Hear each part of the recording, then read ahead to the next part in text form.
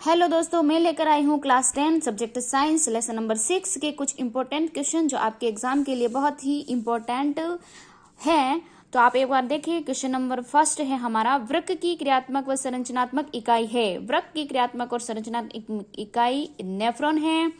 पचे भोजन का अवशोषण किस भाग द्वारा होता है? हम जो खाना खाते हैं उसका भोजन का पाचन हो जाता है। उस पचे हुए भोजन का अवशोषण कौन सा भाग करता है इन चारों में से? तो वो करेगा क्षुद्रांत। पाइरूवेट के विखंडन से कार्बन डाइऑक्साइड, जल और ऊर्जा देता है। ये क्रिया कहाँ पर संपन्न होती है? पाइरूवेट का विखंडन होता है हमारे कोशिका के माइटोकॉन्ड्रिया के अंदर। मनुष्य की लार में उपस्थित एंजाइम, हमारे मुंह की लार में उपस्थित एंजाइम है वो कौन सा है? Amylase enzyme.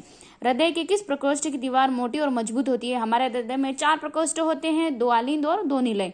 तो उसमें से एक की दीवार सबसे मोटी होती है, तो वो किसकी होती है? बायां निलय की। जैव उत्प्रेरक क्या कहलाते हैं? जैव उत्प्रेरक कहलाते हैं वो है एंजाइम।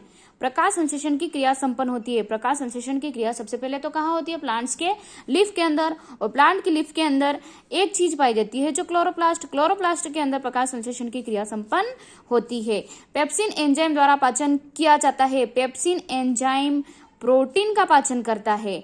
हमारे शरीर की कौन सी कोशिकाओं में लैक्टिक अम्ल का निर्माण होता है? तो हमारे शरीर की कौन सी कोशिका में लैक्टिक अम्ल होता है निर्माण हो जाता है? वो पेशी कोशिका के अंदर हो जाता है।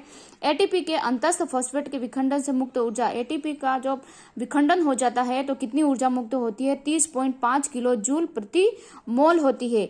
एक स्वस्थ मानव में सामान्य रक्तदाब कितना होता है? एक स्वस्थ मनुष्य का ब्लड प्रेशर होता है 120/80 mmHg। पादप में फ्लोएम उत्तरदायी है। पादप के अंदर जाइलम और फ्लोएम 2 प्रकार की वाहिनियां होती है। तो फ्लोएम का क्या कार्य होता है? फ्लोएम का कार्य होता है जो पादप के अंदर भोजन बना है उस भोजन का पूरे प्लांट्स के अंदर ले जाना उसका कार्य है। तंत्रिका तंत्र की संरचनात्मक व क्रियात्मक इकाई है। तंत्रिका तंत्र की संरचनात्मक और क्रियात्मक इकाई न्यूरॉन है। हमारे मस्तिष्क का कौन सा भाग अनैच्छिक क्रियाओं के लिए उत्तरदायी है? तो हमारे मस्तिष्क का पश्च मस्तिष्क जो है वो अनैच्छिक क्रियाओं को कंट्रोल करता है।